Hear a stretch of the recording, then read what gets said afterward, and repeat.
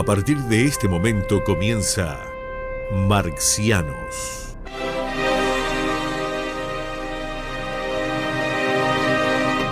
Para compartir sus pensamientos galácticos quedan con ustedes Daniel Vanina Croco y Carlos Amir González.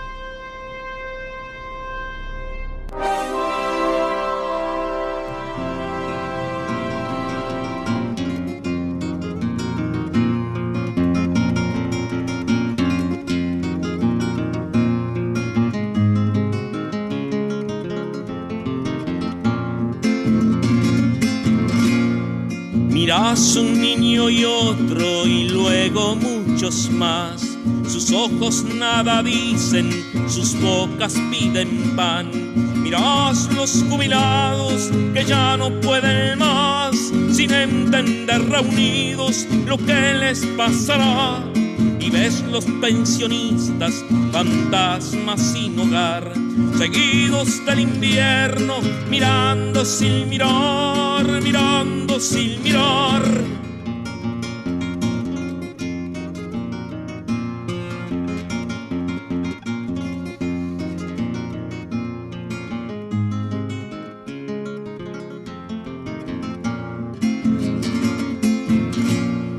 La patria te dijeron y te dijeron mal. La patria, la de Artigas, la tendremos que hallar. La tendremos que hallar por más que se nos vuelva aguja en un pajar. La alambraron amigos de Lecor o de Alvear y los que traicionaron Artigas además. La patria te dijeron y te dijeron mal. La patria, la de Artigas, la tendremos que hallar. La tendremos que hallar por más que se nos vuelva aguja en un pajar. La patria, compañero, la vamos a encontrar.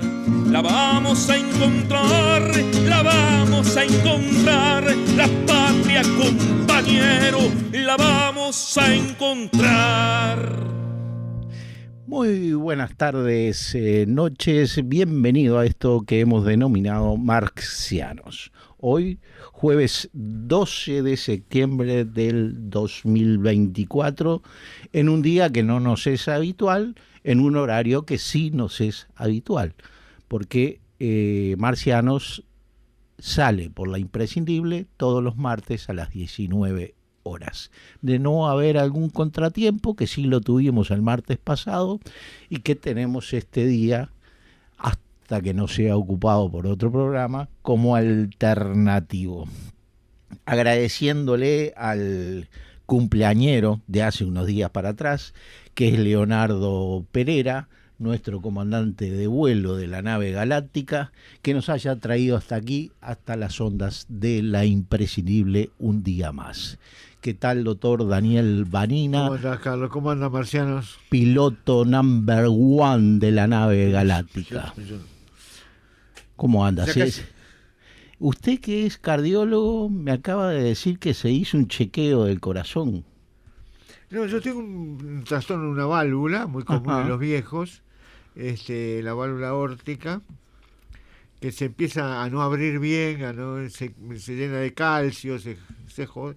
Y algunos se jode rápido, mucho, poco, eso es variable. Entonces, cada 2 años me hago un eco para comparar. Esta hora no cambió demasiado. Un chequeo estuvo bien, o sea... Solo un ecocardiograma. Cada un par de años. Ambos marcianos posiblemente lleguemos hasta este fin de año y nos vayamos de vacaciones y capaz que hasta volvemos. No, pero uno se puede morir de muchas cosas, no solo del corazón. El hombre es como el caballo, vive hasta que muere. Sí. Sin duda. Sí. Escúcheme, Daniel, vamos a la parte seria, que nosotros también la tenemos. Uh-huh. Y le diría que las aguas están revueltas en la realidad económica, social, política, año de elecciones, convidado de piedra el plebiscito de la seguridad social, que yo creo que cuando uno ve, las encuestadoras han llegado a decir que el 53% del pueblo estaba favorable, pero, dicen los encuestadores, la tendencia por lo general la del película es plebiscito negativa, porque vamos retrocediendo. es a la baja, que se baja y todo lo demás. Ahora, le dan los resultados de los partidos políticos y le dice que están en crecimientos y dice que ese crecimiento va a proseguir.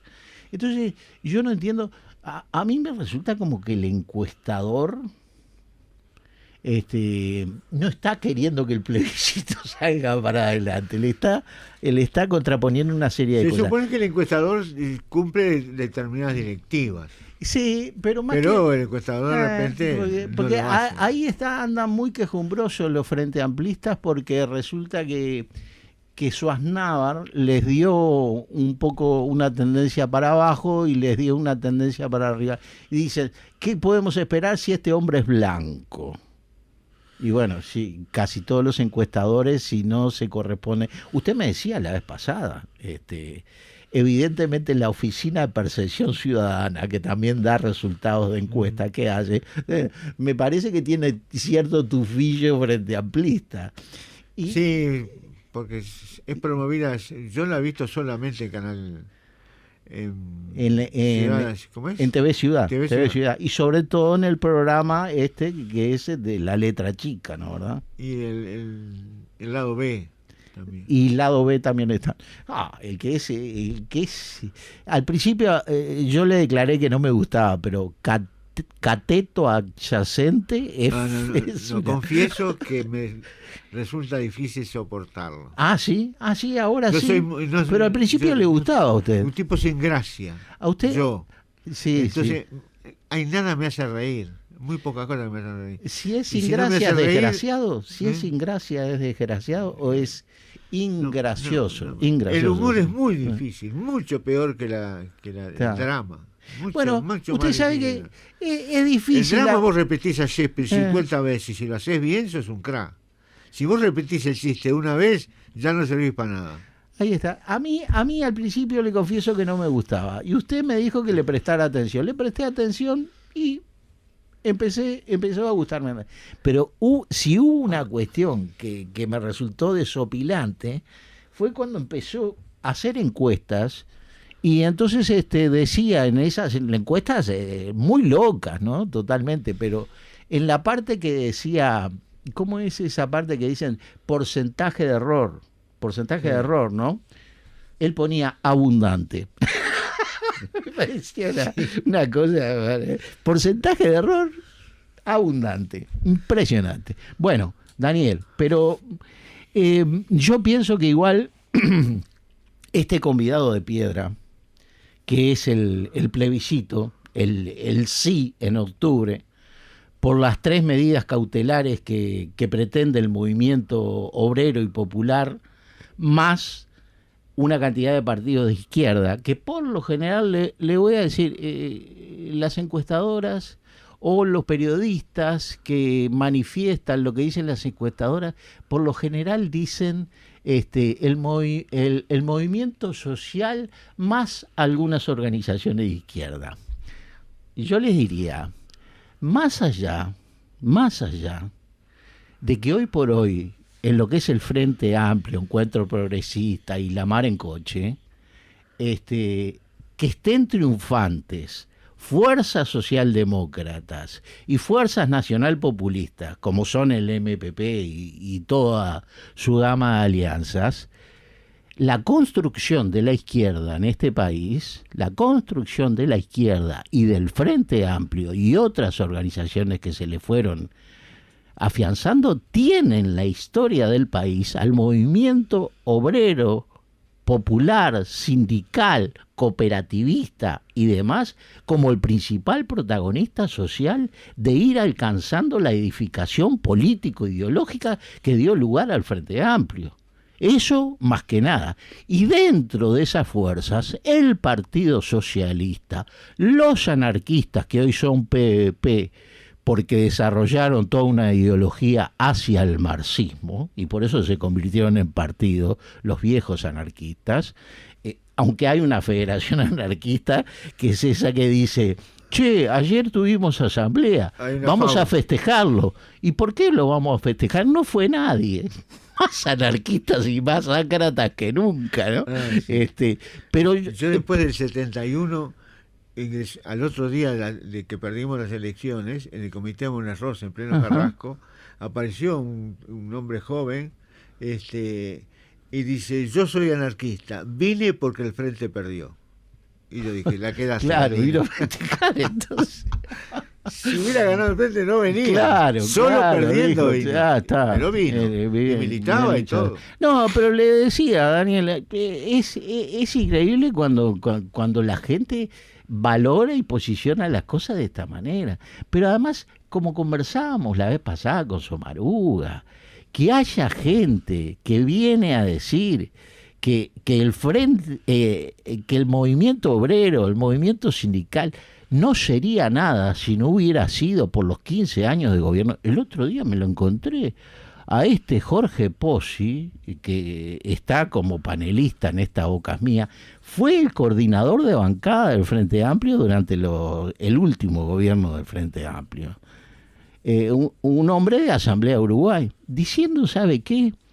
Si no hubiera sido por el Frente Amplio, este movimiento sindical no hubiera avanzado en las reivindicaciones de las trabajadoras domésticas, de la gente del campo. Nosotros tuvimos que legislar leyes sin tener a los trabajadores en la... ¿cómo es que se le llama a las alturas del Palacio Legislativo? En la... sí. Las barras. Las barras. En las barras. Perfecto. Sin tener gente en las barras. Y entonces, esta gente conoce algo de... Inclusive cuando hablan de seguridad social y se contraponen a la seguridad social. ¿Qué seguridad social hubiera habido en este país si no hubiera sido porque los sindicatos fueron contratando sus seguros médicos, fueron contratando sus cuestiones de cajas jubilatorias y todo lo demás? Hasta los viejos anarquistas con sus cajas de auxilio, donde... O sea, si no hubiera habido un colectivismo organizado de parte del movimiento sindical, si no hubiera habido en este país toda la trayectoria y la rica historia y el acervo intelectual que eso demanda, hoy le hacen pasar vergüenza a los mercenarios intelectuales del sistema capitalista.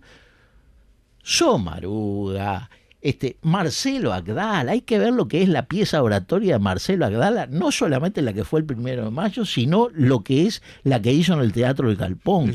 No sé si la escuché. Excelente. Pero además, con fustes literarios, pero además hay que escuchar los debates que hubo de parte de... Bertoni ahora publica una carta en búsqueda que hoy la tengo acá porque también fue publicada en otros lugares, pero es muy extensa, entonces no le vamos a dar lectura en el día de hoy. Pero han dado cátedras, no solamente para toda la sociedad, a Saldain, pero esta muchacha...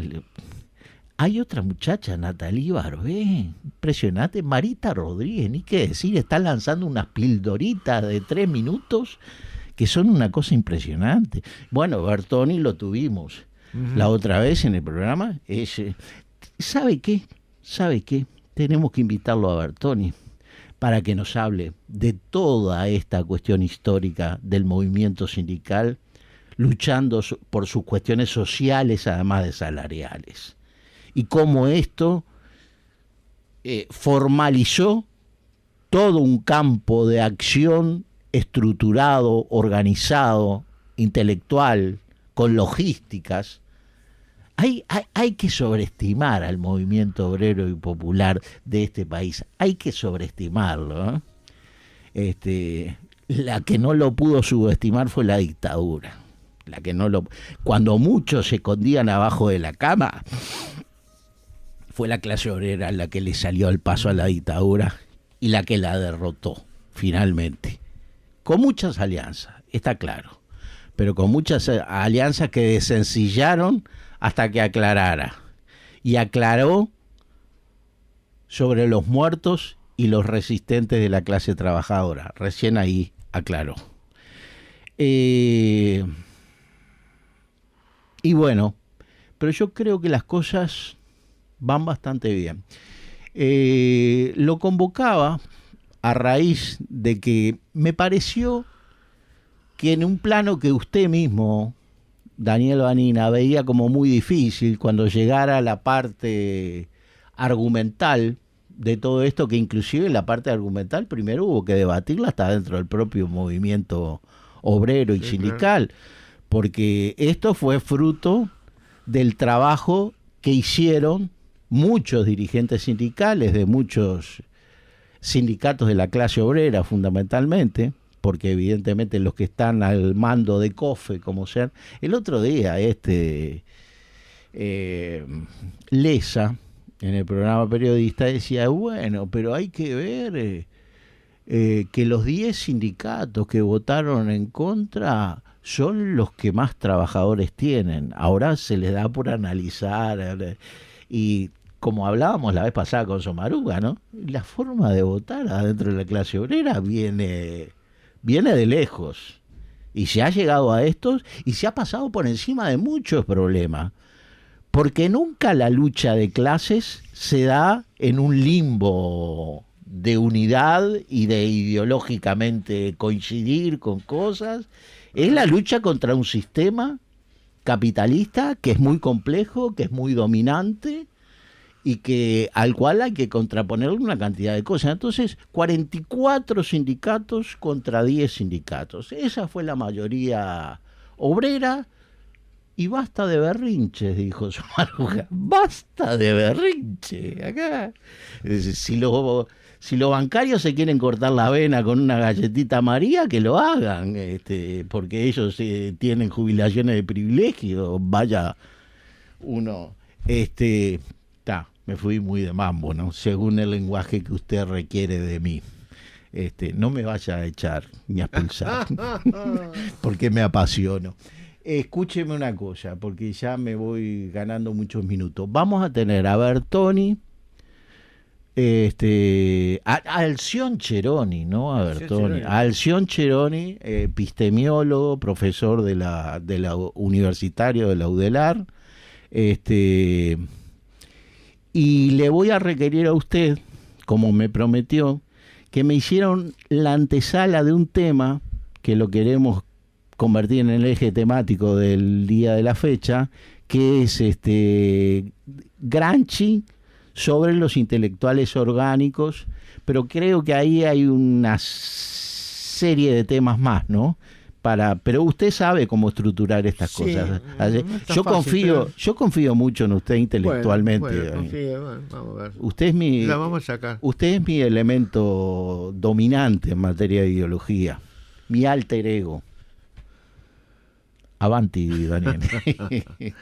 Bueno, leer a Gramsci o explicar algo de Gramsci implica toda la concepción de la revolución misma, porque es un personaje tan raro que, siendo bastante ultra su planteo inicial de joven y apoyándose en Lenin y junto con Lenin la tercera revolución y la defensa de la Unión Soviética, cuando él plantea Es un contemporáneo de Lenin, ¿no?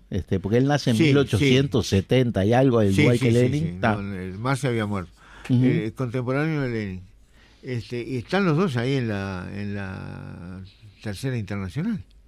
Inclusive él vive en la Unión Soviética durante un tiempo. No sabía. Ah, sí, vive, sí. Y después retorna y la queda en va Italia. preso y lo sueltan para morir, ¿no? ¿Verdad? Porque lo sueltan con una enfermedad. Mussolini lo mete preso. Disculpe. Pero en la socialdemocracia, sobre todo la derecha a veces también, lo toma, porque él habló mucho de hegemonía y de la lucha, y no, en esa parte de la historia no hay un enfrentamiento directamente con el aparato burocrático militar. Él nunca lo nombra de esa manera. Entonces, se hace interesante porque yo no sé si le encontré el jeito a esta cosa sorpresiva de que la izquierda y la derecha. Por ejemplo, hay una anécdota del partido y personal mía en donde el negro Hugo de los Santos, me dice un día, dice, ¿vos el sabés educador. El educador, sí. Uh-huh. En esa clasificación tan entrañable que es negro usted y negro che, el negro era un negro usted, tocaba el violín, los hijos bailaban ballet, todo así. Se casó con 2 mujeres blancas, las dos, tiene hijos de todos los colores, tuvo hijos de todos los colores. Y cuando era bastante joven, antes de la dictadura, un día él estaba encargado de la educación, de todo el partido, no, de una parte de la educación, y le pide a Arismendi, le comenta a Arismendi que está medio flojo en Gramsci, que le gustaría... Y Arismendi dice, bueno, Gramsci, le dijo sí pero no le aconsejó empezar por Gramsci. Pasada la dictadura se encuentran de vuelta, y entonces el negro le dice, ¿se acuerda cuando me dijo que más bien no leyera Gramsci? Y Arismendi dijo, yo no te pude haber dicho eso. Volvió muy gramsciano, claro, Arismendi del exterior, sí. Claro. Pero ahí tuvo tiempo de leerlo seguramente, todos los cuadernos y todas las cosas que antes no lo tenía.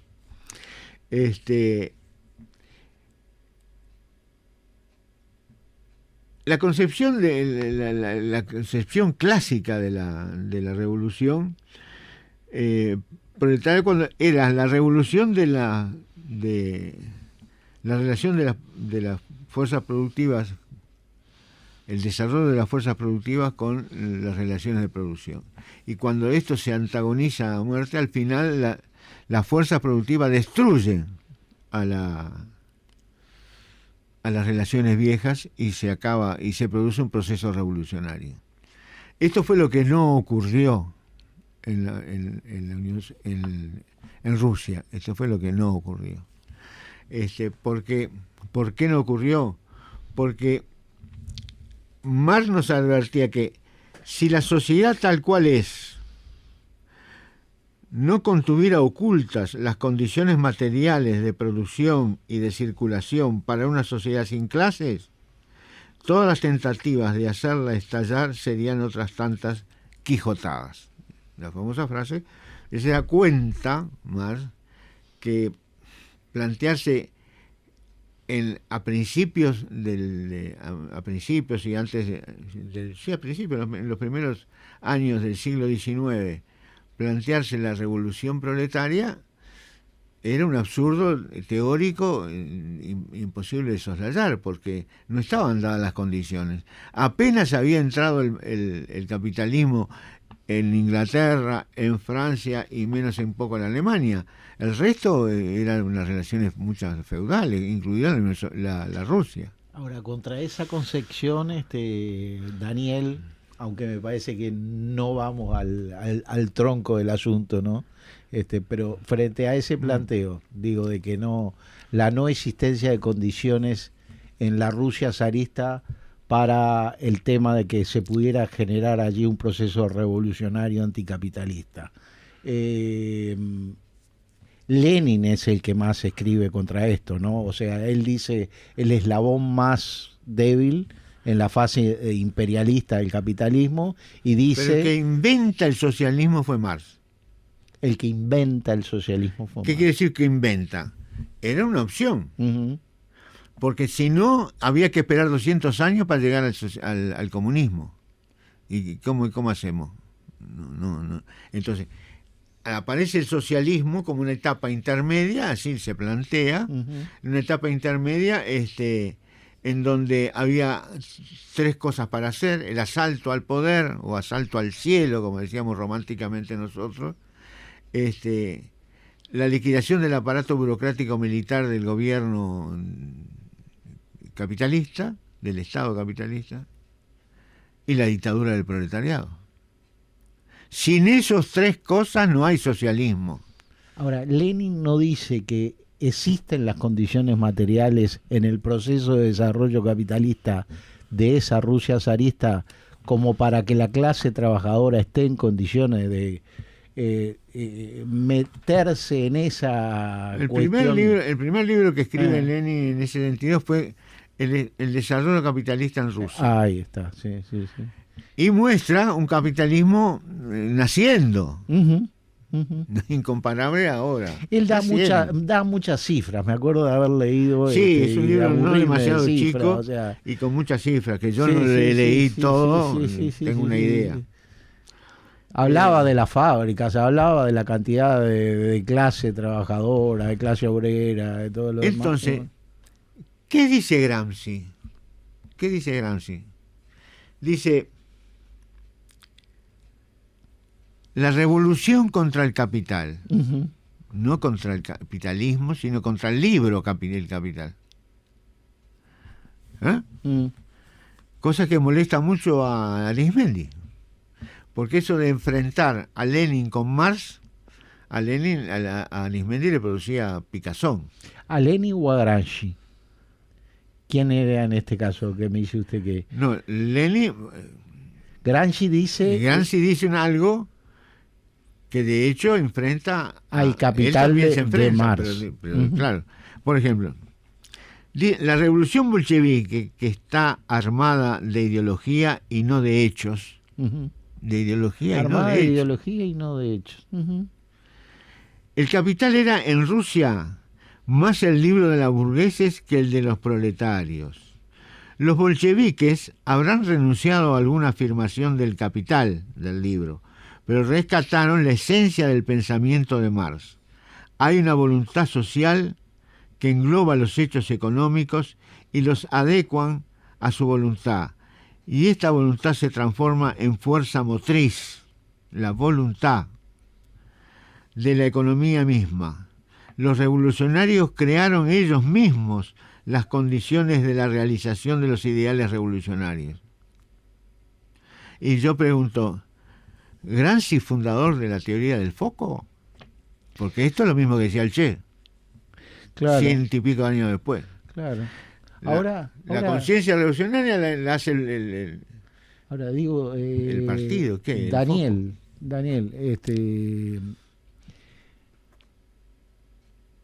teniendo conciencia más o menos de haber leído y de conocer cosas de ese momento de la historia, la Rusia zarista, los bolcheviques, toda su campaña, toda su revolución y demás.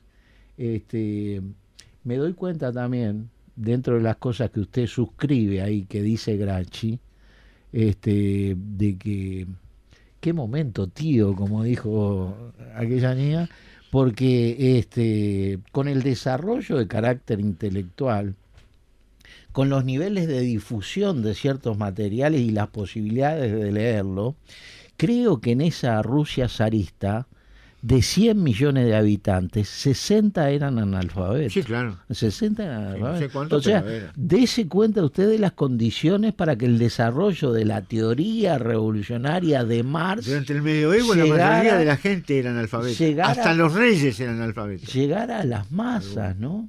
El propio Stalin se ilustró dentro de un colegio que era una suerte de monasterio, ¿no? Y ahí tuvo las primeras lecturas y demás. O sea, que por eso digo, el peso de la aceleración de la teoría revolucionaria estaba dada por esa organización inaudita y el peso que tenía Lenin y sus bolcheviques, porque inclusive eran, en el momento que predeterminan las condiciones para ir a la lucha revolucionaria, para hacer triunfar la revolución, eran una suerte de minoría dentro de todo el espectro de izquierda revolucionaria que había dentro de la propia Rusia zarista, ¿no? Tenían mucho peso en ese gran instrumento que generaron, que fueron los soviets, ¿no? Claro, pero había condiciones muy difíciles, pero sin esas condiciones se estaría peleando todavía. Totalmente. Que es la Primera Guerra Mundial. Sí, totalmente. La Primera Guerra Mundial fue clave. porque además, un tipo como Trotsky estaba en el Soviet de Petrogrado, comandaba ese Soviet y después quedó al mando nada más ni nada menos que del Ejército Rojo. Así que, está. Entonces hablamos de eso. Pero decir, por ejemplo, que los revolucionarios crearon ellos mismos las condiciones de la realización de los ideales revolucionarios. O sea que los bolcheviques crearon ellos mismos. Uh-huh. Se puede. ¿Qué papel juega la base material? La base material no juega ningún papel acá, casi, en este planteo gramsciano. Claro, confluían muchas cosas para generar un momento de revolución. Porque inclusive Lenin, como ingeniero de la revolución, especifica, él especifica claramente que tienen que desarrollarse. Bueno, lo de la crisis inaudita, él lo establece. Lo de las condiciones del desarrollo subjetivo de las masas para ir a una situación revolucionaria, las establece. Las condiciones objetivas, o sea, las condiciones materiales, el estado de situación dentro de la sociedad, dentro de la Rusia zarista, también lo establece. Y dice, y aclara aquello, ¿no? Un día antes podemos ir a ensangrentar a toda la población, un día después esa es la decisión muy tarde, táctica de cuándo hacerlo. Claro, ¿no? De cuándo hacerlo, ¿no? Pero el estudio de las condiciones, Lenin y los bolcheviques fueron muy responsables, ¿no? En ese estudio. Sí, pero. Uh-huh. Te contesto con Arismendi. Cuando Arismendi defiende las posiciones de Lenin y de Gramsci contra lo que cataloga de materialismo vulgar y chato determinismo, que sería yo un ejemplo, Lenin, dice Arismendi, en el retorno de la filosofía marxista a las tesis de Feuerbach, reivindica el principio de actividad negado por el materialismo vulgar. Pero ese retorno no es solo o fundamentalmente filosófico, sino que es ante todo político.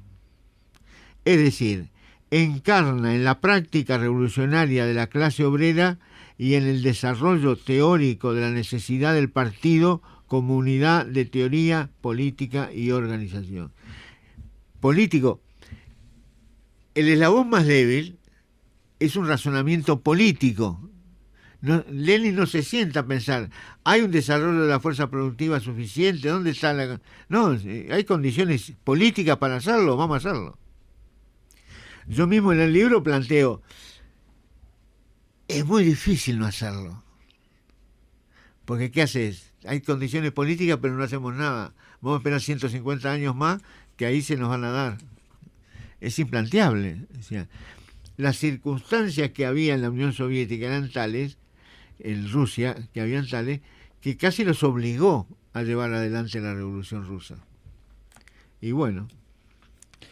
Daniel, no avanzamos nada, esperemos que el profesor Cheroni nos traiga algo más de los intelectuales orgánicos. Vamos a ver a qué, dentro del sistema capitalista, que es el que hoy rige dentro de todo el planeta. Nos vamos a una tanda y vamos a buscar comunicación con el profesor Alción Cheroni.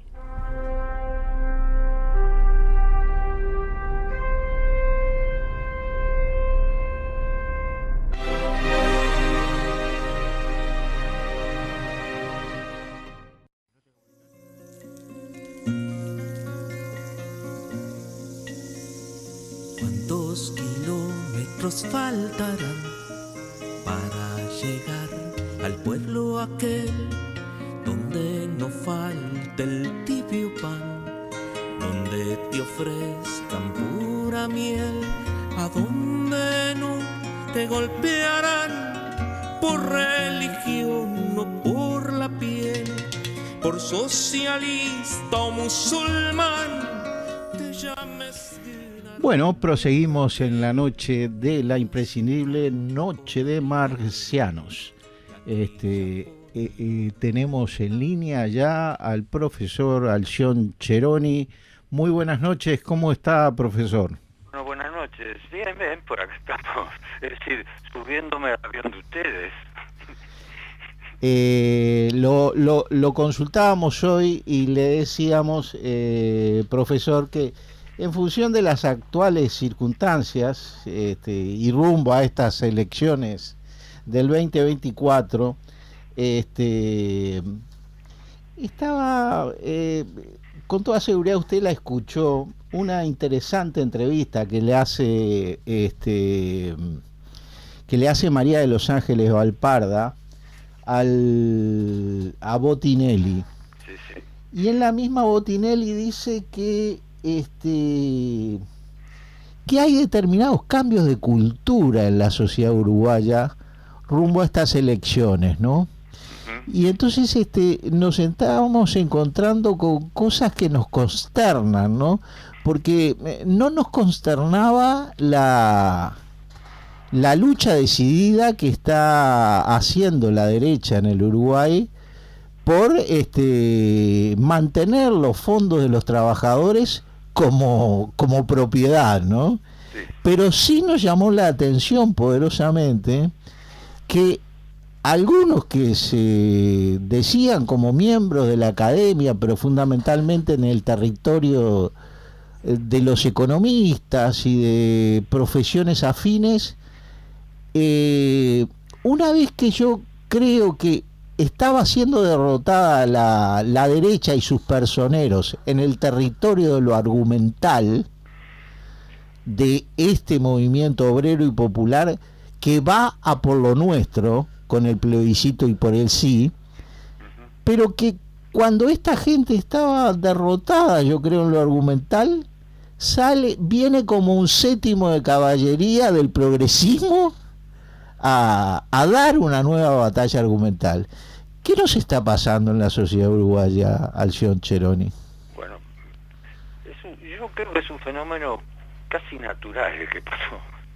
Es sorprendente e irritante, todos los calificativos que uno pueda dar, pero, digamos, refleja una situación que en el propio sistema capitalista se da, que es aquellos sectores de normalmente pequeñas burguesías, profesionales, etcétera, que oscilan entre una u otra posición.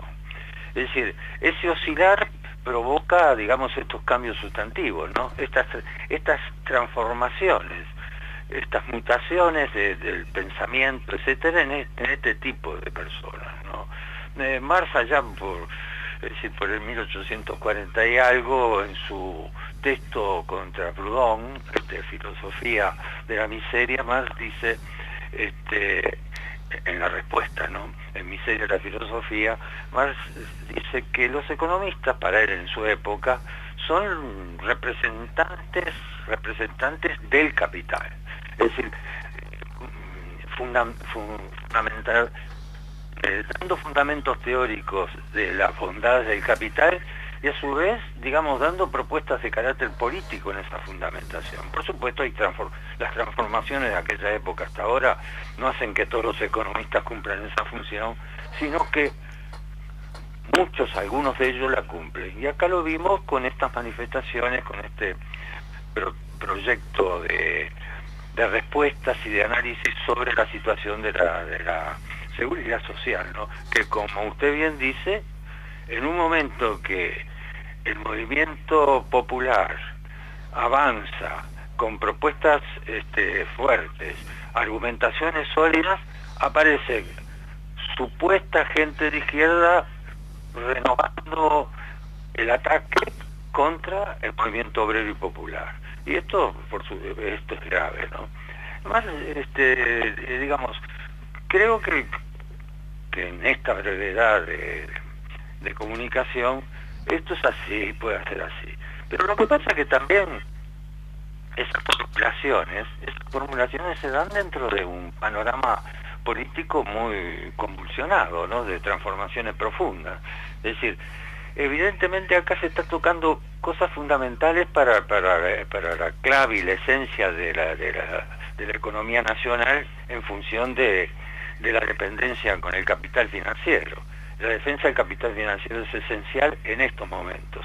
es la clave para la subsistencia de este régimen y para la subsistencia de aquellos grupos políticos que lo representan. Es decir, como usted decía recién, es normal que la derecha haga su defensa y que la haga en los tonos que lo está haciendo, ¿no? Con la incalidad teórica y política y con la agresividad política que lo está haciendo. Pero esto es un aspecto que, digamos, hay que darle las respuestas necesarias, porque es un quiebre importante, ¿no? Y es revelador de una situación crítica dentro del progresismo, también importante, y que de alguna manera es aprovechable porque desnuda una realidad. Hay cosas como que se van licuando, se van diluyendo dentro de lo que es la lucha de clases y la correspondencia que esa lucha de clases tiene con la lucha ideológica. Yo lo he visto a Saldain decirle a los compañeros de la Seguridad Social que la identidad que tienen es de sindicalistas que están defendiendo un proyecto de la Seguridad Social en contra del proyecto de la derecha.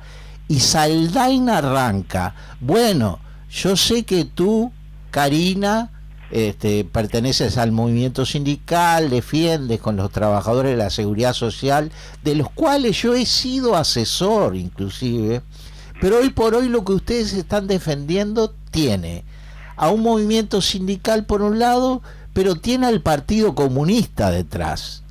Y esto de que tiene al Partido Comunista no es ninguna casualidad. Lo que le está diciendo, está profesando un anticomunismo de cuño en lo ideológico, y no está diciendo que gente de izquierda, están los socialistas, están los anarquistas, está Unidad Popular, que no está dentro de la izquierda frente aprista. Todo comunista, Heber, anota acá el doctor Daniel Vanina. ¿Cómo ellos no descuidan ese aspecto, ¿no? Que ameritaría toda una respuesta, pero que no viene al caso, porque justamente quieren que las cosas se descuelguen por ese lado, pero sí, cómo ideológicamente sabe meter el viejo trapo del anticomunismo para tratar de dividir las aguas, ¿no? Sí, y en ese sentido reitero lo que usted dice, es decir, de alguna manera saben los puntos que hay que tocar en el momento preciso que hay que tocar, ¿no? Y esa exaltación de esta concesión anticomunista que en algunos sectores es muy burda, ¿no? Es demasiado burda, ¿no? Pero en otros, en este caso, como usted plantea, Saldain, ya tiene un elemento importante para refutarla, ¿no? Entonces, eso es de lo que se trata, ¿no? Ahora, toda esta otra gente actúa con una conciencia especial de apoyo al capital financiero, directamente vinculados con las propuestas de los organismos internacionales de financiación, ¿no? Entonces, por lo tanto, ellos también, digamos, trasladan hacia el conocimiento público una versión más edulcorada y disfrazada. Entonces, por lo tanto, eso, digamos, tiene un contenido peligroso, ¿no? Lo cual apoya a la posición de la dirección actual del Frente Amplio. Sus dos candidatos y en el entorno, con excepción del Partido Comunista y del Partido Socialista y algún otro sector, sus candidatos son evidentemente defensores de estar contra el plebiscito, ¿no? Estar a favor del plebiscito. Así que por lo tanto acá tenemos elementos fuertes que están jugando en esta postura, ¿no? Totalmente, profesor. Sobre esto que dice Botinelli, sobre este agregado que yo le hacía de cómo ideológicamente también tratan de llevar las preferencias para su territorio y demás, ¿qué es? ¿Es real lo que dice Botinelli? Estamos como viviendo un cambio cultural donde yo recuerdo que en una oportunidad le manifestaba a un compañero, le decía yo, vos sabés que hay cosas que me resultan como que como el café instantáneo, ¿no? O sea, ya el tema del olor, la elaboración, la satisfacción de tomarlo, no va más, es la necesidad de tomar el café y ya está. Y entonces esto es como pérdida de referentes históricos, o sea, lo que estamos discutiendo hoy es porque, bueno, lo que tenemos, se acaba de votar esto que los del coordinador de llevar adelante el plebiscito por el sí decían, nos quieren poner a pobres contra pobres, están hablando de que si dan esto, si tienen que invertir esto en la seguridad social, no van a poder solucionar el tema de la primera infancia y la desnutrición que tienen esos 160.000 niños y demás. Llegaron a esa miserable postura, ¿no? Se acaba de votar hoy con trámite urgente dentro del Parlamento, de parte de todas las fuerzas progresistas, los recursos que la doctora Cristina Lustenberg estaba pidiendo desde hace 10 años atrás. Los acaban de votar ahora. Sí. Adelante. No, perdón. Perdón usted. Yo decía, es decir, que no me aparece a mí como un cambio cultural. A mí me aparece simplemente como el largo proceso de devaluación política que tienen ciertos sectores que hasta poco se llamaban de izquierda. Es decir, esto comienza post-dictadura, ¿no? La dictadura, el genocidio de la dictadura, todas las consecuencias, y posteriormente esa transformación interna del pasaje de unas posturas de carácter marxista, revolucionarios, unas posturas ahora socialdemócratas plenamente. Es decir, creo que está dentro de ese contexto. Entonces, de presentar el tema se debe a que entienden que en este nivel de devaluación social, de devaluación cultural política que tenemos, la gente entiende esto y se va a sentir como, digamos, como convencionada por lo que anuncian que puede pasar. Entonces, es decir, vuelvo a repetir, estoy haciendo simplemente una interpretación muy acotada, porque yo no tengo mucha intervención de carácter directo con población o simplemente conversando con compañeros y esas cosas, pero lo que percibo es eso, es decir, simplemente con escuchar, a mi modo de ver, lo que dice el candidato a presidente del Frente Amplio, me da... Bueno, perdimos la comunicación con el profesor Alcione Ceroni. Sí, esto nos advertía porque normalmente nos comunicamos por teléfono de línea directa, no utiliza celulares a Alcione Ceroni ni su compañera. ¿Qué le parece? ¿Cómo venimos las consideraciones de Alcione Ceroni? Después es muy claro y acá parece muy transparente. Lo que a mí me cuesta pensar es la social... No. Lo tenemos en línea nuevamente al profesor Ceroni. Sí, lo seguimos escuchando, profesor. Quiero disculparme por esta situación, ¿no? Porque es un problema técnico que es mío, ¿no? No se haga problema. ¿Qué te iba a decir? Es eso, ¿no? Es esa brutal transformación. Es decir, lo mismo pasó en otras circunstancias históricas. Es decir, en el momento de la guerra del 14, la primera guerra imperialista mundial, toda la socialdemocracia alemana, la socialdemocracia francesa, no hablemos ya de los ingleses y otros, se pasaron para el otro lado. Es decir, transformaciones radicales en gente que era, digamos, estaban en primera fila, los Kautsky, etcétera. Es decir, marxistas ortodoxos, maestros de generaciones, se transforman y cambian.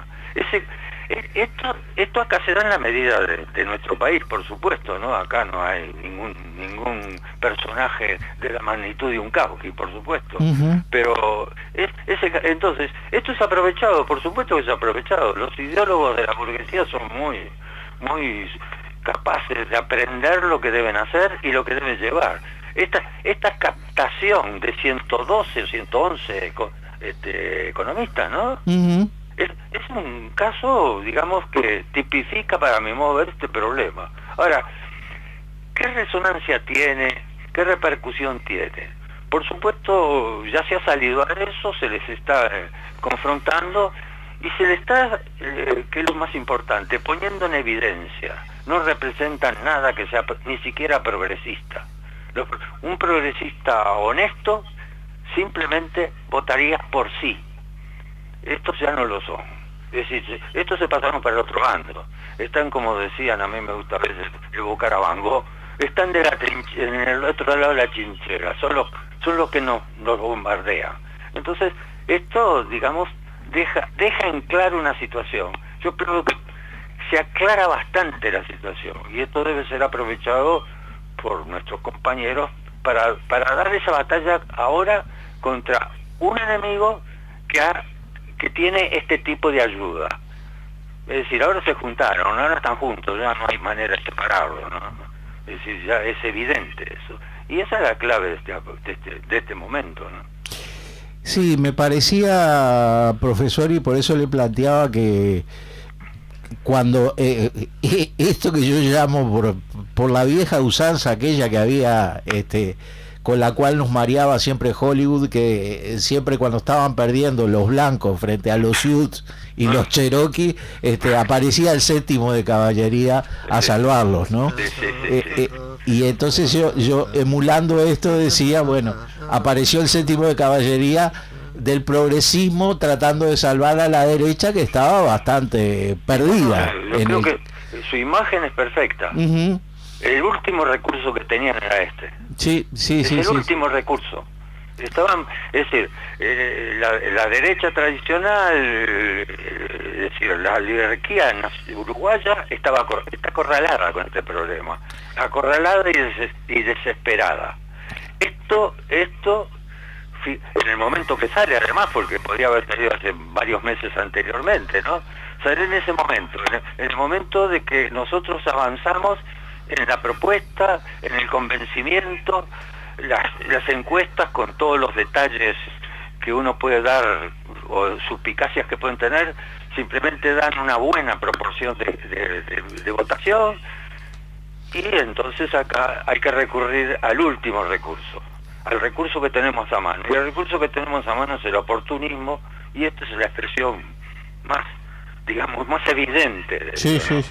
Ahora, vio que para la opinión pública tratan de vestirlo de la siguiente manera: esto de poner pobres contra pobres, que era lo de la niñez, el recurso de la infancia, totalmente detestable, por lo que decíamos anteriormente, pero además hay cosas como todos vamos en el mismo barco, los recursos son finitos, no podemos distribuirle a todo el mundo, aunque sea un acto de justicia, no podemos hacerlo si no tenemos dinero. El viejo asunto de que hay que hacer crecer la torta, vamos todos en el mismo barco, es necesario e imprescindible. Hoy sale una carta de Bertoni, y estaba leyendo también al economista Antonio Elías, que saca muy buen material también en Búsqueda de este jueves, donde dice que los recursos están y que el plebiscito y si sale el plebiscito están los fondos necesarios para llevar adelante todas las medidas, y que va a ser para una mejora de la economía uruguaya y no para esta hecatombe que están anunciando. Pero lo que le quería preguntar, profesor, es seguido de todos estos artilugios que ellos manifiestan, hay una cuestión. Nos decíamos con Daniel Vanina, cómo esta suerte de tecnócratas, de los cuales son como legiones de tecnócratas que tienen mucho que ver con el neoliberalismo y el progresismo, ¿no? Vio que el primer gobierno del Frente Amplio tuvo en muchos ministerios y tuvo en muchos lugares a gente del movimiento sindical, y después el segundo y el tercero, ya si no había tecnócratas en los cargos, parecía que, bueno, ni qué decir del tecnócrata con el que se perdió la posibilidad de ir a un cuarto gobierno, ¿no? De Martínez, que se anunciaba como ingeniero y como cuestiones de nueva modalidad. Pero Pablo Ferreri, el articulador de la Dirección General Impositiva de toda la ingeniería. Entonces decía, ¿pero dónde estaba este hombre que ahora reapareció? Estaba como consultor de Naciones Unidas en distintos países para la ingeniería impositiva, que articuló acá en este país, y todos los demás parece que se pararan en un mirador para poder ir después a consultorías extranjeras o para ir a Naciones Unidas. En Naciones Unidas estaba Pablo Ferreri de ahí. Y en el fondo es el destino, ¿no? Sí. El destino. El patrón es el Fondo Monetario, el patrón exactamente. es el patrón es el Banco Mundial. Al final de cuentas, ya que ustedes han hablado de Gramsci, son, digamos, estos intelectuales orgánicos del capital financiero. Es decir, y funcionan, y así se funciona, ¿no? Se enuncian como otra cosa y terminan siendo viles servidores del capital extranjero, sí, realmente. Sí, claro, es decir, han defendido cosas insólitas. La instalación de UPM. Uh-huh. El contrato, uno lee el contrato de UPM, lo que está leyendo es un contrato de entrega de la patria a una empresa. Ese es el contrato de UPM. Quien lo lea, porque ahora se han permitido, es decir, se puede ubicar, se puede leer, y hay que leerlo, es espantoso. Es la pérdida de soberanía. En función de eso, porque el tecnócrata o este estilo de tecnócrata no tiene patria, ¿no? Es decir, la soberanía no importa, no pasa por su concepción política, ideológica, teórica o profesional, la defensa de la soberanía nacional. Ese es uno de los problemas más graves que tenemos. Es decir, entregar así el país está en eso. Y esto lo demuestra, ¿no? Es decir, discutir de tantas cosas, el problema es que lo que se discute acá, al margen de las disparates que se dicen sobre las propuestas de bajar de volver a los 60 años para la jubilación y de poner una jubilación más o menos aproximada a 22.000, 23.000 pesos, que les parece un espanto, porque eso demuestra además la frivolidad con que miran el mundo y con que miran a la gente. El problema central son las AFAC.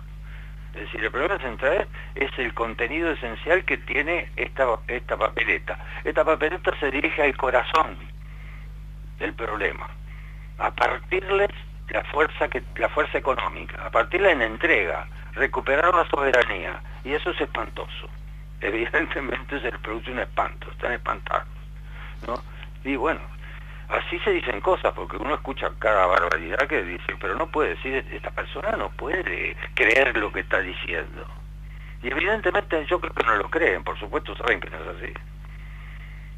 En eso estamos, ¿no? No, yo es de pensarse, ojalá que con muy buena suerte, pero que creo que se la merecen los trabajadores de nuestro pueblo, y cuando digo la palabra pueblo, con la cual tanta gente de derecha o de izquierda hace gárgaras artificiales, ¿no? Porque los que conocemos la esencia del movimiento obrero y popular en sus luchas, sabemos que esos destacamentos tienen que jugar determinados papeles determinantes en la historia para sacar en ancas a los pueblos muchas veces, ¿no? En estos momentos lo están haciendo, ¿no? Están apareciendo. Exactamente. Yo personalmente admiro a estas muchachas de la seguridad social. Son admirables. Es decir, nadie se atreve contra ellas. Van y las muchachas con expresiones, con argumentos, es decir, con seguridad, los destrozan. Por eso tratan de no invitarlos mucho, ¿no? Porque tratan por todos los medios de hacerlos desaparecer. Y cómo eso viene de una beta histórica, ¿no? Sí, sí, es verdad, sí. Porque uno escucha a Bertoni y su sensibilidad hacia la gente, escucha a Marita Rodríguez, que es una veterana también jubilada, y se da cuenta de por qué ahí se mantuvo como un islote, porque otras cosas han ocurrido para dentro del movimiento sindical que también han jorobado la cosa, ¿no? Pero por suerte hubo un rescate también de... Pero hay una herencia que no se pierde. Hay una herencia que no... Enrique Rodríguez, aquel viejo zapatero remendón que obrero en cuero, que llegó a ser senador por el Partido Comunista del Uruguay, él decía en los varios libros que escribió sobre el movimiento obrero y sindical, él decía, hay como unos duendes que caminan siempre por dentro, y los que militamos durante algún tiempo, en mi caso, dentro del movimiento sindical, era totalmente cierto. Yo fundamentalmente lo hice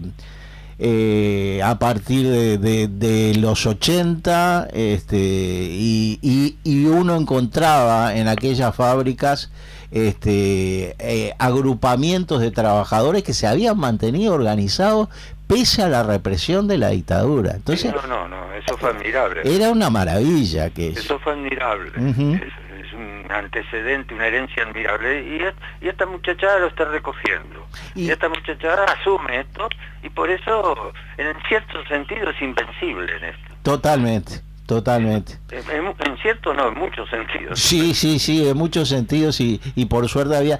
Porque ellas realmente sí dieron la lucha dentro del PIC-CNT, de la Central Obrera, y bueno, y salieron en anda. Claro, por supuesto, hoy uno lo estábamos destacando acá, pese a algunas diferencias que hemos tenido con Daniel Vanina, con ciertas circunstancias, él decía... El mejor discurso que en años se hizo fue el 1 de mayo en la Central Obrera, lo hizo Marcelo Agdada en defensa de esto del plebiscito, y ahora en el lanzamiento en el galpón que se hizo de la... ¿Sabes lo que pasa? Están recuperando esto. Yo creo que sí. Y los que en determinado momento parecían dudar, ahora se dan cuenta que tienen que estar en uno u otro lado de la frontera. Acá ya no hay más cosas turbias. Está claro lo que sucede, ¿no? Y bueno, yo creo que este plebiscito ha dado esa posibilidad de esclarecer el panorama, y eso es importante también, ¿no? Usted sabe que aunque usted no haya coincidido mucho con esto del cambio cultural tan evidente, una cosa que marca también Botinelli en sus declaraciones acá en la radio, es que como que han perdido mucho perfil tanto la oposición como el oficialismo de cara a estas elecciones. Y un convidado de piedra que se le fue metiendo en el medio es el que más tiene pendiente a la ciudadanía de qué va a pasar con esto. Y cada vez que se informan y se dan cuenta de los que luchan por el plebiscito, y entonces la pérdida de perfil de parte de las dos fuerzas, es como que a la gente ya se está dando cuenta la gente que aquello de un tanto mejor o el mal menor, la gente como que ni siquiera lo está diferenciando. Yo me reía mucho la vez pasada, disculpe que le amontono cosas, profesor, porque estaba escuchando una radio a un opositor al gobierno de Milei en la Argentina, y el programa se llamaba El Mal Mejor. Me encantó, el mal mejor. ¿Cuál será el mal mejor, no? Van a ir por esa vía de repente algunos. Bueno, sí, la salida, ¿no? La salida. Esa ha sido de los últimos años la salida. Y en este año va a ser lo más fuerte de todo, porque puede crecer otras tendencias opositoras reales, ¿no? Al sistema y al oportunismo. Entonces, por lo tanto, porque acá ya ahora están juntos porque se juegan la vida en esto. Entonces, claro, ahora se evidencia lo que es esa faceta oportunista. Entonces, claro, es decir, incluso los que no estamos en esa situación, los que estamos un poco, es decir, visionando de fuera esto, de fuera, cuando digo de fuera, de las dos, ¿no? De la oposición y del gobierno. Sí. Vamos a recibir un impacto fuerte porque por ahí va a pasar la cosa, ¿no? Claro. Por ahí va a pasar la cosa, es decir, esto ya se va a dar ahora dentro de 40 y pico de días, que es el primer acto electoral que tenemos, que van a tratar de jugar con con lo que usted dice, ¿no? Van a tratar de jugar con el mal peor, con el menos mal peor, yo creo. Sí, ¿no? Totalmente. Profesor, muy agradecido de mi parte, de parte del doctor Daniel Vanina. Bueno, un abrazo a él y un saludo a todos ustedes, por supuesto. Por sus valoraciones, y un placer contar con su concurso de conocimientos. Yo agradezco mucho la atención de ustedes y bueno, hay que seguir para adelante. La seguimos en otra oportunidad. Gracias, abrazo, profesor. Un abrazo.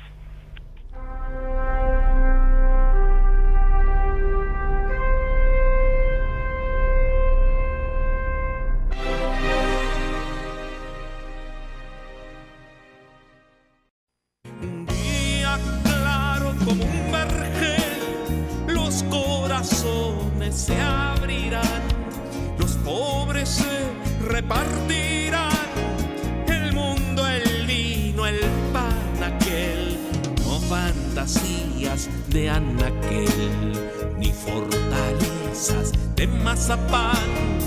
¿Cuántos kilómetros faltarán para llegar al pueblo aquel? La horca aún tiene su cordel y hasta que sueñes prohibirán. ¿Cuántos kilómetros faltarán para llegar al pueblo aquel? ¿Cuántos kilómetros faltarán para llegar al pueblo aquel? Donde no falte el tibio pan, donde te ofrezcan pura miel, a donde no te golpearán por religión o por la piel, por socialista o musulmán, te llames Dinar o Raquel. Miras un campo de Mirabel, la trilla por... Retornamos siendo las 20 horas 13 minutos a esto que hemos denominado Marcianos en la Imprescindible. Esto último que nos dejaba Alción Cheroni, el profesor, Daniel, lo quiero consultar en el sentido de que tiene que aparecer a partir de esta crisis de credibilidad a la cual vamos camino. Tendremos que ver qué pasa en las elecciones, ¿no? Si con absoluto margen gana gana la derecha o gana el progresismo. ¿Será que la gente le devuelve la credibilidad a alguna de las partes? Aparentemente los que siguen posicionados adelante es el progresismo, ¿no? No es lo mismo que gane uno que gane otro. No, evidentemente no es lo mismo. Pero yo voy a confesar una cosa. Ajá. No sé qué es mejor. Porque si el Frente Amplio hizo todo lo que hizo o lo que no hizo, y ahora está dividido, la mayoría votó contra ganaron los grupos que votaron contra el plebiscito. Y tienen una holgada votación, confirma que lo que están haciendo está bien. Para una mente socialdemócrata, para un pensamiento socialdemócrata, y sí, bueno, vamos a seguir haciendo lo mismo. Yo creo, pero eso ya es más discutible, más complejo, que no tiene más remedio que hacer lo que no quieren, aunque no lo quieran. Pero querer y poder en ellos va de la mano. En eso siempre tenemos una disonancia, ¿no? Sí. Usted siempre me dice no tienen más alternativa. Yo creo que podrían crear otra alternativa. Pero dentro del capitalismo no. Entonces ese desafío nadie lo enfrenta, ni la ultraizquierda, ni la ultraderecha, ni nadie. Nadie en el mundo habla de liquidar el capitalismo desde ahora. Nadie. Lo planteo. ¿Qué culpa tiene el capitalismo? ¿El capitalismo es culpable de qué? De todo, absolutamente de todo. Todo lo bueno y todo lo malo que nos pasa es el régimen social que vivimos. Le voy a decir alguna... Así fue en el federalismo, así fue en el... alguna interpretación que nos da Botinelli acerca de la concurrencia y la ocurrencia, o sea, el devenir para dentro del Frente Amplio que él piensa que se va a estar dando y que posterior a las elecciones puede pasar algo de esto también. El tema del plebiscito de la seguridad social, la pregunta que le hace María de los Ángeles es: ¿la definición en torno al plebiscito de la seguridad social genera problemas en el Frente Amplio? Y él contesta: el tema del plebiscito de seguridad social está siendo mucho más complicado. En realidad, de los dos plebiscitos, porque hay población de acuerdo con los allanamientos nocturnos también.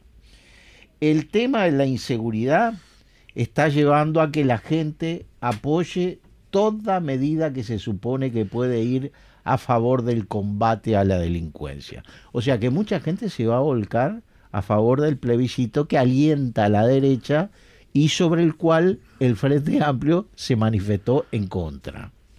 Uh-huh.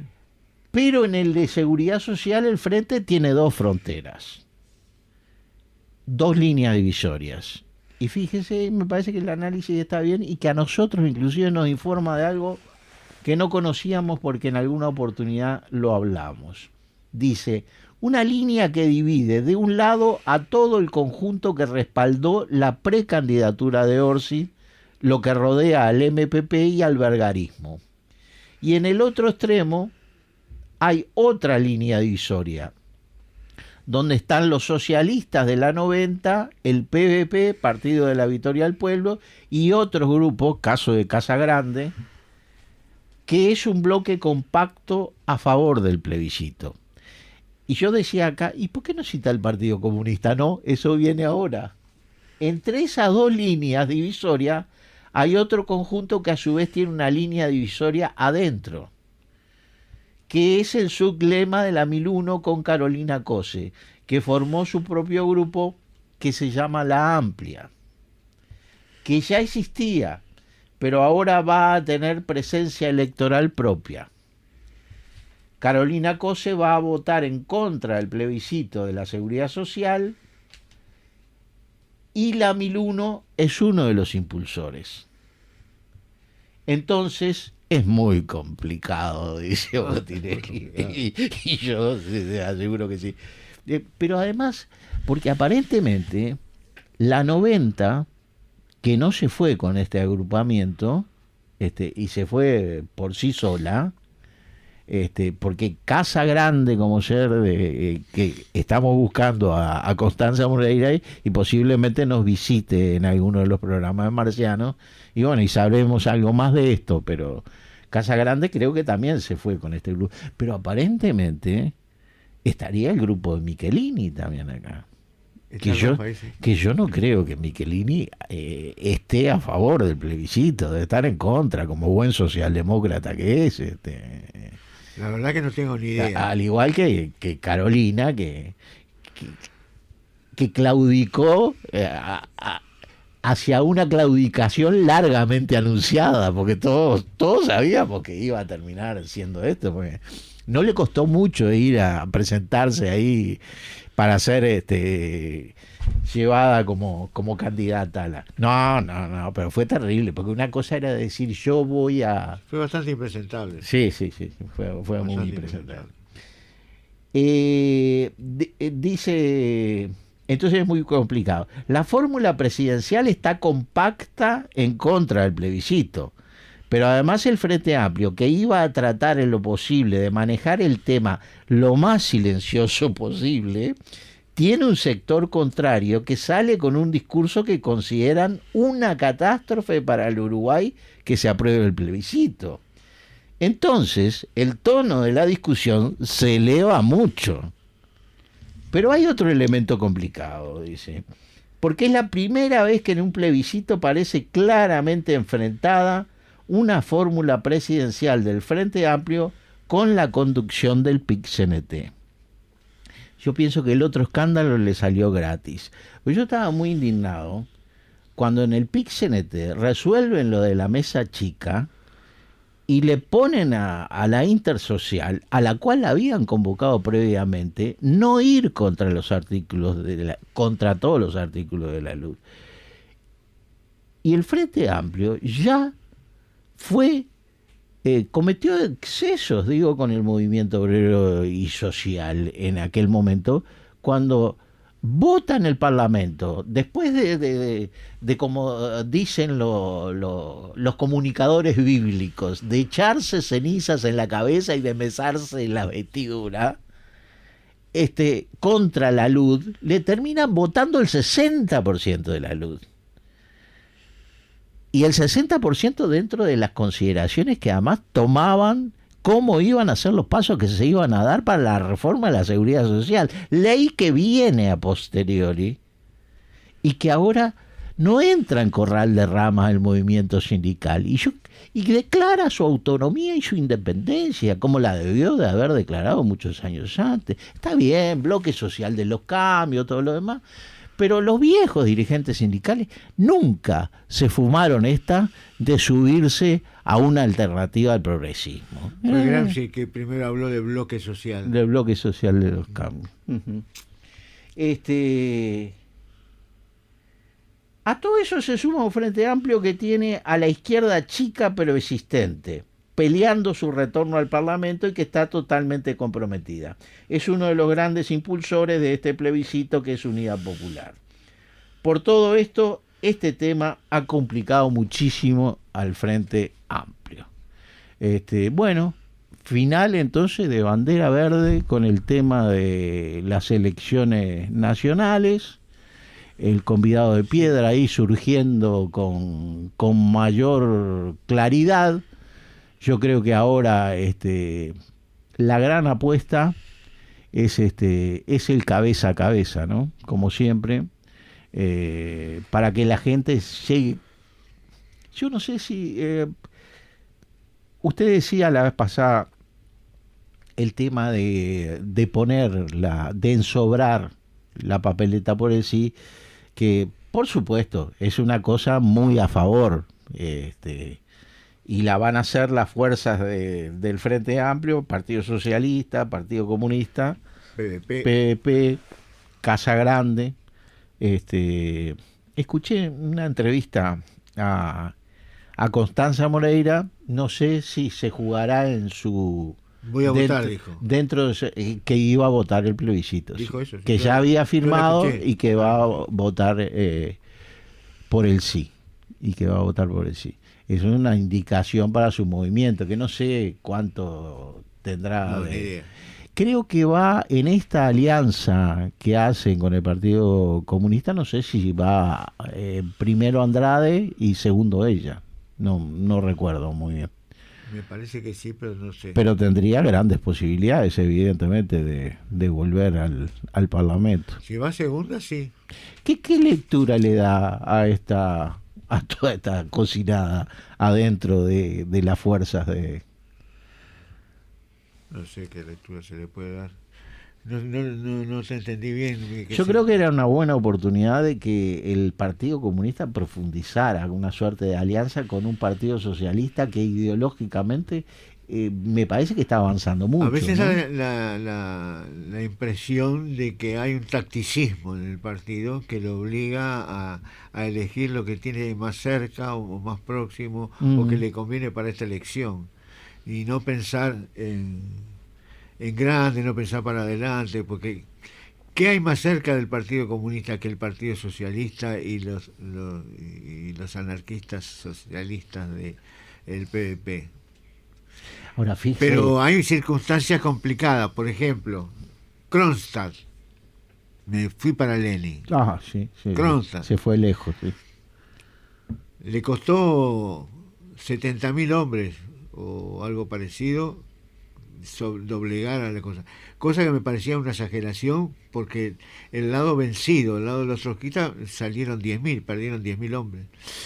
Y por ahí leí que el sitiador muere 7 veces más gente que el sitiado, porque tenés que atacar y el otro se tiene que defender atrás de una pared. Yo le estoy hablando de formulaciones tácticas y estratégicas para una elección y usted me está hablando de la guerra. Pero yo creo que es un error.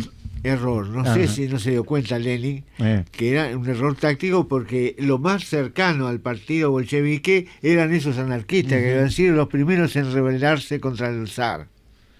Y sin embargo, y le dio para tabaco, pero entonces distinguir lo que me conviene para el futuro, lo de principios, eso es una cuestión de principios. Yo me quiero juntar con lo que yo sé que ideológicamente coincido más o me aproximo más. Ahora, que esos momentos también con el tema de la guerra y la revolución, y eso de irse sobre lo que se considera en el momento el enemigo interno, aunque juegue a favor de tu fila, pero evidentemente eran momentos muy difíciles, era muy frente duros. a la inminencia de la penetración de los 14 ejércitos, esos que vinieron del sistema capitalista. Ahora llegué a contar 15 en el último, y con nombre y apellido tengo los países, pero los tengo en el libro, no me acuerdo dónde. 15, porque hay cifras por todos lados, 9, 12, 13, 15...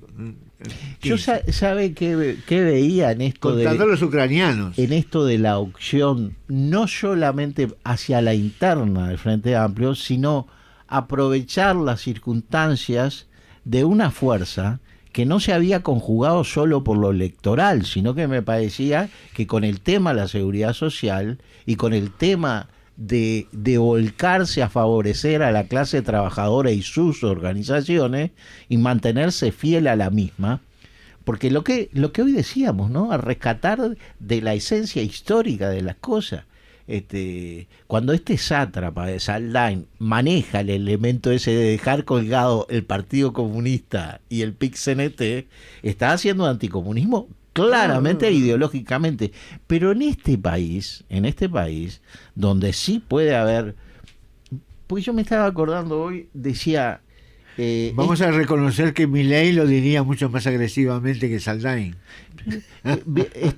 Estamos viviendo un momento, Vanina, vio lo que está pasando en la Argentina, ¿no? Toda una movilización en torno al Parlamento, porque están mandatados los parlamentarios de Milei a no otorgarle a los jubilados un 1.8 de ajuste que tendría que hacerle la jubilación, que no le sirve absolutamente para nada, pero hay gente que se está muriendo de hambre, específicamente, que están ahí. Otras organizaciones confluyeron para hacer una pueblada de apoyo a los jubilados, y la represión está allí, ¿no? Entonces tenemos del otro lado de la orilla esta situación, y tenemos la situación que tenemos acá, que puede resolverse de esta manera.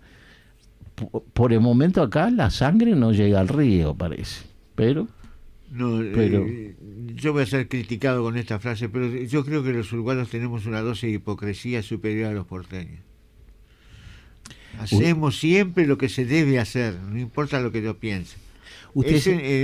Suavizar, ¿no? Se puede suavizar un poco. Usted sabe que hoy, para la introducción, le iba a hablar a nuestra audiencia y le iba a decir, vamos a convocar a un italiano y a un alemán, y no son Mussolini ni Hitler, son Gramsci y el otro que lo quería convocar, y con esta frase nos vamos a despedir, y justamente que usted citó la hipocresía, dijo Bertolt Brecht: cuando la hipocresía comienza a ser de muy mala calidad, es hora de comenzar a decir la verdad. Si usted quiere continuar oyéndola, lo esperamos el martes que viene a las 19 horas. Muy bueno, hasta el martes. Nos vemos, Leo, gracias. Así pasó Marxianos, que se reencuentra con ustedes el próximo martes a las 19 horas.